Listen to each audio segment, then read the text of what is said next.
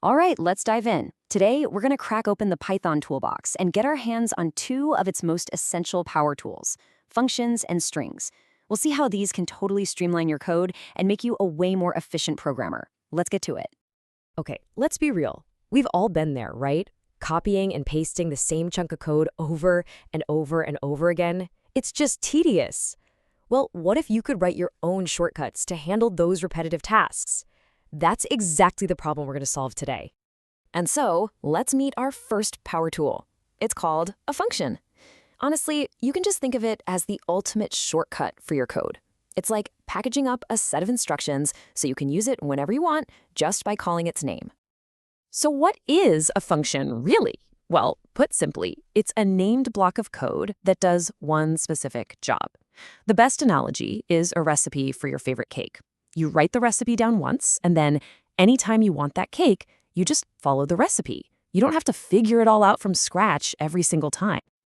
Okay, but why should you bother using functions? Well, it's all about making your life easier.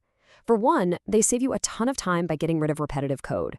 They also keep your programs neat and organized by breaking huge tasks into smaller, more manageable chunks. And you know what that means? It makes finding and fixing bugs, what we call debugging, so much easier.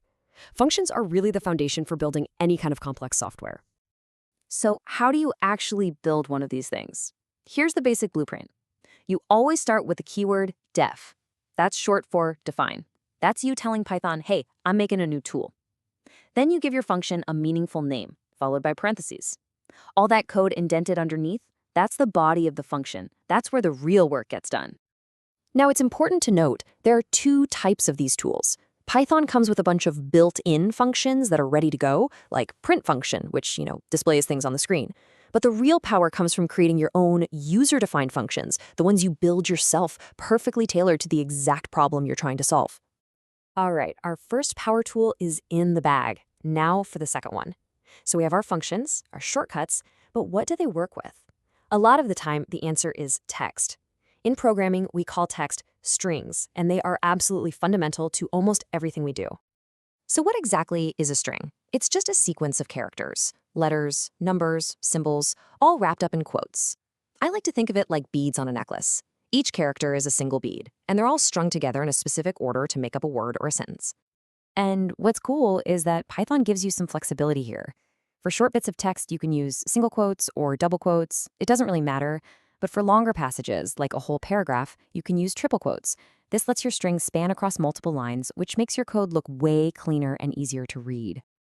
Okay, so we know what strings are. Now for the fun part. What can we actually do with them? Well, it turns out strings have all sorts of special abilities that let us manipulate text in really powerful ways. Let's start with two of the most basic operations, joining and repeating. Using the plus sign, you can literally just stick strings together, a process we call concatenation. And with the asterisk, or the star operator, you can repeat a string as many times as you want.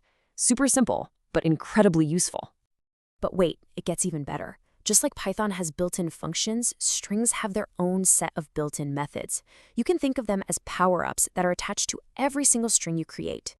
Here are just a few of the most common ones. The len function tells you exactly how many characters are in a string. The .lower and .upper methods are perfect for when you need to compare text but don't care about capitalization. And .capitalize is great for formatting names or the start of sentences. And this is just scratching the surface of what's available. So let's bring it all together. We have functions, our reusable shortcuts, and we have strings, our way of working with text. Now let's see how they combine to form the backbone of a real working program. Take a look at this example.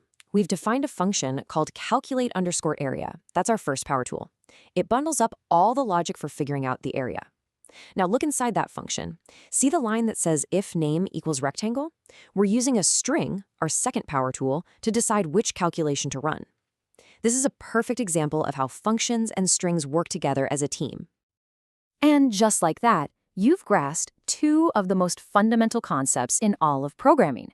Seriously, functions and strings are the building blocks of almost every program out there, from tiny little scripts to massive web applications. Before we wrap up, I've got a little piece of trivia for you. You might think the programming language is named after the reptile, but the truth is actually a bit more comedic. That's right. The creator was a huge fan of the British comedy troupe Monty Python, and he decided to name his new language after them.